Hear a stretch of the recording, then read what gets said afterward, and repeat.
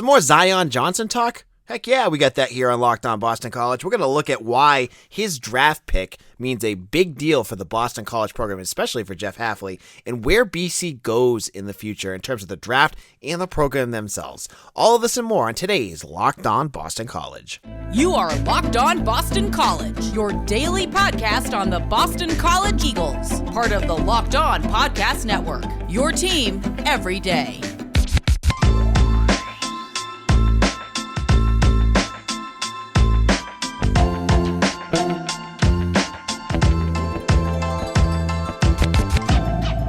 This is Locked On Boston College. I am your host, AJ Black. Happy Thursday, everyone.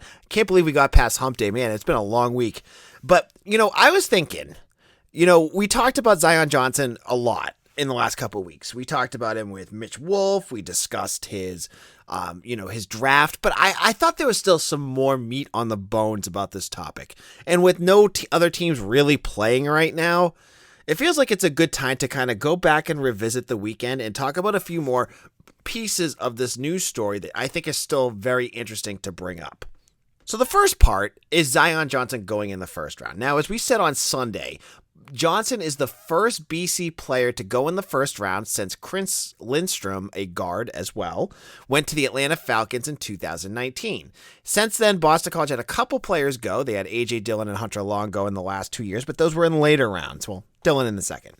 So what does it mean to BC in their program to have a guy go in the first round? What does Johnson's draft pick mean to BC? Well, first of all, there's a lot you can take away from this that BC can build on.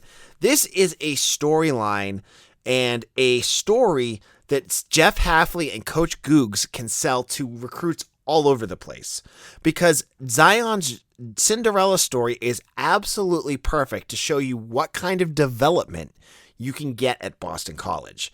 So what do? You say, hey, you're an under-recruited kid. Why don't you come to Boston College? We're going to pump you up and we'll make you a first-round draft pick.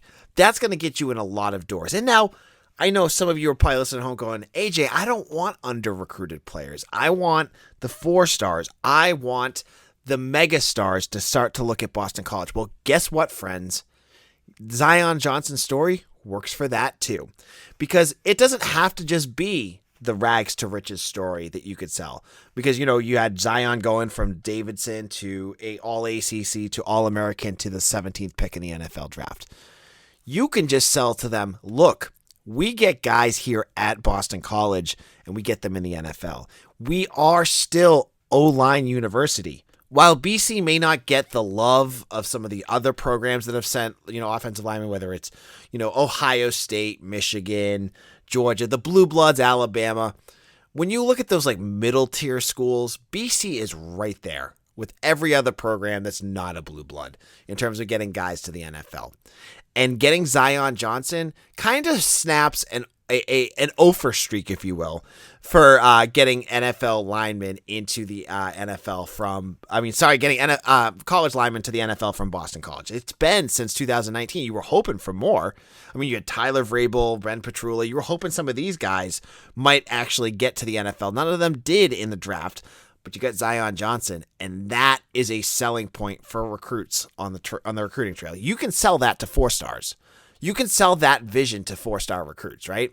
You can say, look, we had the best offensive lineman in the ACC here, arguably best. Icky from NC State probably was a little better, but you have one of two at BC. And you can come here and you can play for Jeff Hafley and Coach Googs, and you will be in line to be that next guy. And and we'll get it in a moment, but the lineup is setting up perfectly for this O-line U dynasty to continue. And so that on the recruiting trail will resonate with recruits.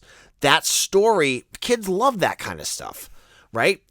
If you have the NIL deals, you have a winning program, and you're sending NFL linemen to the NFL, then man, you are putting yourself in good shape when you're battling like-minded programs on the recruiting trail. Now, you look at BC's, a lot of the schools BC battles on the recruiting trail. Who are the schools that they battle? Virginia Tech, Rutgers. They hate hearing that, but they do. They battle Penn State, Pitt, NC State, Wake Forest, UVA. Now you look at those schools. Does BC match up with them on the offensive line? Everyone except for NC State. NC State has a very good tradition, I think, at offensive line, but BC's getting up there. Now, getting Zion to the NFL, getting him that first-round draft pick, that gets people's attention. That gets recruits' attention. And I think this will be something that you'll see on all sorts of recruiting reports. Now, on BC Bulletin, I'm talking to recruits all the time. And their big thing, as we said with John Garcia last week, is the ability to get to the NFL. They love hearing about Jeff Hafley and his coaches and their experience in the NFL. That's a big deal. Now, you tailor that with, what BC has in terms of getting guys to the NFL, you start to get more listeners in terms of the recruits. They're not there completely yet. You want to get more than one in an entire draft class, but a cream of the crop top draft pick is as good as getting like a couple 5th round draft picks or a 3rd and a 7th round draft pick. A 1st round draft pick is good draft capital for a college program. So I think this was big for the program. I think this was a big one. And in a moment, I'm going to talk about where BC goes from here in terms of their draft and the offensive line. Because on Monday, we're going to break down the entire 2023 draft class for BC. But I want to kind of look at the offensive line and look at how this offensive line could catapult into the future. Today's episode is brought to you by BetOnline. It's your number one source for all your betting stats and sports info. Find all the latest sports development league reviews and news, including this year's basketball playoffs, Major League Baseball, and this weekend's run to the Roses at the Kentucky Derby. BetOnline is your continued source for all your sports wagering info, from live betting to playoffs, esports, and more. What I love about BetOnline is they have some really interesting lines. As we said on an earlier episode this week, if you think that Phil Dracovic is going to be the first pick in the draft, you put a 10 spot down there, you could get yourself a pretty nice win with the line they have over at BetOnline. So head over to the website today or use your mobile device to learn more about the trends in action. Head over to BetOnline, where the game starts. This is Locked On Boston College, AJ Black. For all of you that have made Locked On Boston College your first listen every morning, I want to thank each and every one of you. Your loyal listenership is what makes this program possible. And for each of you that like to listen, to get your Boston College news and analysis here, thank you, thank you, thank you. I can't thank you each enough. And for all of you that are new to the game, that are new to Locked On Boston College, this is a daily BC podcast. We're the only one in the game that does this. 20 to 30 minutes a day. You're going to get all your Boston College news from me. I'm the editor and publisher of BC Bulletin on the Sports Illustration /Fan Nation network. So make sure to check out my work there as well. So we're taking a step back to get more into this Zion Johnson to the Los Angeles Chargers draft pick discussion, because as I said earlier, there's more meat to pick off this bone. And Zion's gone, and he leaves Boston College with quite the legacy, because he, in every sense of the word, was a Boston College man. He is what you epitomize when you're looking for a player that fits the ideals of BC. He was a computer science major. He was super bright. He had his master's in cybersecurity, which we've heard about as he talked about it in his opening press conference. He worked hard. He pushed himself. I remember I talked to him at a press conference, and he was wearing a shirt, and I asked him, I said, "Hey, Zion, what are you wearing there?" And it was a shirt for a fundraiser he was doing. I believe it was for a sick family member or a sick friend. And those are the types of things that Zion did. His teammates thought the world of him. His coaches thought the world of him. And I think the fans really caught on to him too, because he did so much here at Boston College. Now he's gone, and he leaves quite the hole to fill for BC. So where does BC go from here? I mean, we've talked a little bit about this when we looked at the spring game, but you now have to fill that guard hole. And there is no easy answer with who that is. I mean, to me, going into next season, the surefire answer has to be Finn Durstein.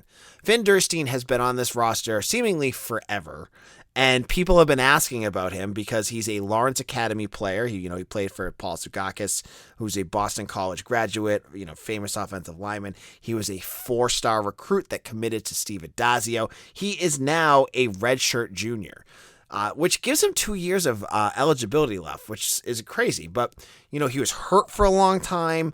He kind of got his road blocked after Christian Mahogany took the job from him. And now it looks like it's his turn. And I think, he, at least to his credit, he's not going to have to be the anchor of this offensive line. That's going to be Christian Mahogany. Mahogany is going to be the hog on this offensive line. He's going to be the big guy, the guy that's going to make, that's really going to get those high pro football focus grades, that's going to get a lot of NFL attention. That's going to be Mahogany. But Durstein, he's going to still have to do a lot next year because there are so many question marks on this offensive line that a veteran like Durstein is still going to have high expectations.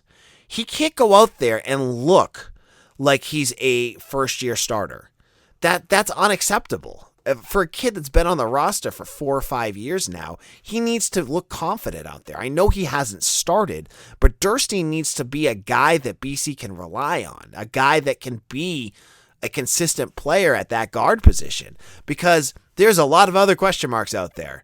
And, the younger guys, when you're looking at Ozzie Trapillo or Drew Kendall, two guys that have a little, Trapillo has a couple starts under him, but Drew Kendall is greener than grass. He hasn't played at all yet. And so he's going to be a question mark. And then you don't know what you're going to get from Jack Conley. I'm going to be honest with that, right? We hope he takes that next step, but he's still a huge question mark. So you have 3 big question marks. And a lot of it has to do with a few different things. You hope and you pray and you pray and pray and pray that Finn Durstein will not be one of those question marks. That he's going to, be a half the player that Zion Johnson was.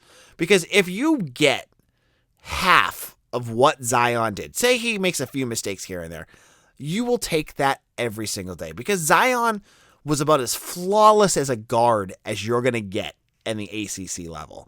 He was a guy that made very few mistakes. I think he let up 1 sack as a starter. You can't expect a guy to step in and play that kind of crisp, clean football.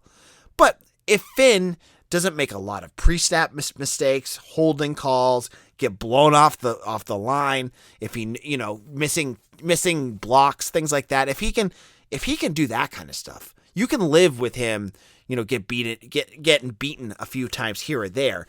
It's the mental stuff. If he's good with that, I think we're in good shape. And I like the opportunity for him because he obviously came with a lot of expectations. He's got the experience. As much as you want to see him play, in a game experience to see what Finn can do, he has been at practice for seemingly forever. So this is going to be an awesome opportunity for him to step up and take that role. But the part that I get a little worried about is what happens if Durstein doesn't work out. What if he gets bit by the injury bug again? Where does Boston College go there? And there's no at the guard position. I mean, they can obviously move some guys around. Trapillo, I believe, played guard last year. So if they had another tackle like Kevin Klein that they want to switch and then move Trapillo, I kind of hate when they move guys out of their position. We saw Zion kind of struggle with that in 2020 when they moved him to tackle. But if they have to, you could do that. The other option is Jude Bowery, a true freshman from Maryland who was on the second team as a guard this year. He could be the guy. Could be him. Like if Durstein doesn't work out or he gets hurt or, Bowery blows things away, he could be the guy. And, I'm a big fan of these St. Francis Academy kids like Bowery is. So if that's the case, that's okay too. So you have a couple guys that you can go with at that offensive guard position to fill in from what Zion Johnson left. But at the end of the day, when you're looking at this offensive line, you're still got a lot of concerns. You need to see what these players look like when they hit the field. You need to see what Coach Googs has done that maybe Matt Applebaum was not able to do for the last 2 years, because I'll admit it, he made a lot of mistakes out there. And so Johnson not being there, Johnson being in the NFL, you have some names to watch for. And these are the ones you're going to want to watch for. You're going to want to watch for Finn Durstein. And you're going to want to watch for Jude Bowery. Those are the two potential guys that could fill his spot in 2022. Now, if you like our show, you need to also check out Locked On ACC, hosted by the great Candace Cooper and a rotating host of Locked On ACC shows. Locked On ACC is a must listen for all of you out there. It talks about everything ACC, from basketball, football, and everything in between. So check out Locked On ACC on YouTube or wherever you get your podcasts. All right, so we're kind of wrapping up our conversation on Zion Johnson. This is the Zion Johnson Gets Drafted by the Chargers episode, part 2. And I am really pumped where BC is at in terms of the projections of this offensive line moving forward. Because it was, 3 years between Chris Lindstrom and Zion Johnson. And yeah, that's not that long. But it seems like a generation for a team that was coached by Steve Adazio, an offensive line guru, that had some real talent on it. Because, I mean, I just looked at and I'll eat some humble pie here, man. When I looked at my BC Bulletin 2022 draft projections from last year, I whiffed hard on some of those things. I thought Tyler Vrabel would have been drafted, and I thought Alec Lindstrom would have been drafted. Neither of them were. But moving ahead when you're talking about this offensive line, and I have to look at some of these names and see the potential for even more success in terms of getting guys that are going to be all ACC. I mean, I don't want to say All-American yet, but get those accolades and move on to the next level. And there's two names that jump right off the page to me as players that are going to be in the NFL sooner rather than later. And that's Ozzie Trapillo and Christian Mahogany. So Christian Mahogany right now is the name you're going to want to watch for all of next year. And I'm not just saying this because he was on our show last week. It was great having him on. He was a great guest. But he is going to be one of the top 3 or 4 guards in the country next year. You ask Christian that, he says that. Ask his teammates, they all say that. In his pro football focus grades all line up to show that he could progress to be that next guy. He is that good. And this is a kid that was under recruited. He's just one of those stories, just like Zion Johnson, not as big as Zion Johnson in terms of like going from Davidson to the pros, but a kid that wasn't heavily recruited, who wasn't lining up huge offers. He is going to be a monster at that guard position. He's 6'5", 330. He's a big kid. I think he's going to be a name that you're going to want to watch for. And, I think Mitch Wolf will be joining us on Monday's episode to talk more about where he could fall in the draft. But Mitch has told me before, look for him to be in the first round. He's that good. So Christian Mahogany is the first one. And he's not a surprise. If you've listened to this podcast, if you watch BC, you know how good he was going to be, because he was on some all ACC talk already last year, first team. He's going to do it again this year, except he's going to be the leader of that offensive line. And I think that's going to get him even more props. Secondly, every scout that I've talked to, that knows BC, people that are behind the scenes, sing the praise of Ozzie Trapillo. Now, he is a legacy. He had I believe his dad played for BC, and he has all the genes to be a really good football player. But I've heard he is a mauler out there, and he won't be a draft pick for 2023. He's got, he's only his second or third year with the team. He's going to take some time to develop. But I think, you're looking at the progression in terms of getting guys to the NFL. You have Chris Lindstrom in 2019. You have Zion Johnson in 2022. You're going to probably have Christian Mahogany in 2023. You're going to have Ozzie Trapillo in 2024 or 2025. that starts to set up that feeling of offensive line U at Boston College, to bring BC's pedigree in terms of their offensive line back to the national level. And I think Trapillo's going to do that. Now, to be fair, I don't want to jump on the hype bandwagon yet with him because we really haven't seen him play a ton. That being said, when you watch, one of the sayings is when you watch an offensive line, if you hear a guy's name a lot, that's usually a bad thing. Trapillo played quite a bit, and you didn't hear his name all that often. It wasn't like, and I hate bringing him up because he seems like a nice guy, but Jack Conley, when he was out there, it was like, oh, mistake, oh, that guy got blown up, Jack Conley got blown up. His name was brought up quite a bit. Trapillo was not like that. So that's a good sign. And now you're going to give him multiple snaps, throughout the season. Hopefully that success will build on itself. He'll get the experience. He'll learn technique and really kind of solidify himself. And he'll take a couple years, but he will get to that next level. And I think that is exciting. So, he's there.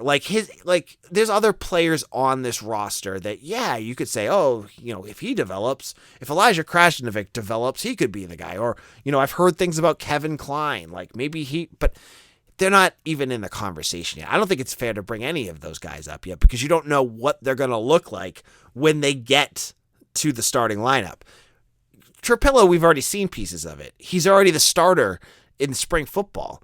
So he's that second guy. But I love where this offensive line is going in terms of building some continuity in terms of getting guys to the NFL. That pathway is very clear right now. And I hate to say it because I know if you're like me, you're not in the same, you have the same mind frame, but all those guys there, Chris Lindstrom, Zion Johnson, Ozzie Trapillo, and Christian Mahogany, who was their coach that recruited all of them? It wasn't Jeff Hafley, folks. It was Steve Adazio. So, get credit when credit's due. He was able to get some guys in. Now it's time for Googs and Jeff Hafley to get their guys in. And we have not seen any of them yet. Drew Kendall will be the first test dummy of a Jeff Hafley offensive lineman. But we don't know what they're going to look like. So it's not fair to say those guys are going to turn into NFL guys yet. But that's going to be a big question mark. And one thing we'll be watching as we kind of go into next season. Now, on Friday's show, it is Mailbag Friday. Because last week was the NFL draft, we did not do a mailbag. I'd love to do one this week. So find me on Twitter at AJBlack_BC. You can DM me. You can email me. I have a new email address that makes life easy. AJBlackmedia@gmail.com. Again, that's AJBlackmedia@gmail.com. Feel free to email me any questions. I love to get them because you guys ask some great ones. Ask anything you want. Again, it doesn't have to always be BC football. You guys know some of the things I love talking about. I'll talk about Star Wars. I'll talk about today's May the 4th as I'm recording this. I'll talk about anything you guys want, but I always like to keep it closer to BC, but we're always up for some fun. And finally, we have another big interview in the works coming up. We've had Zay Flowers on. We had Christian Mahogany just in the last 2 weeks. I got another third one. I think you guys are going to enjoy, hopefully, if this one comes true. So we'll keep your ears open. This is my goal of the summer, is to get more interviews for you guys because I think a lot of you want to hear some of the names that are associated with BC on our show. Thank you all for listening, and we'll see you again soon. Take care.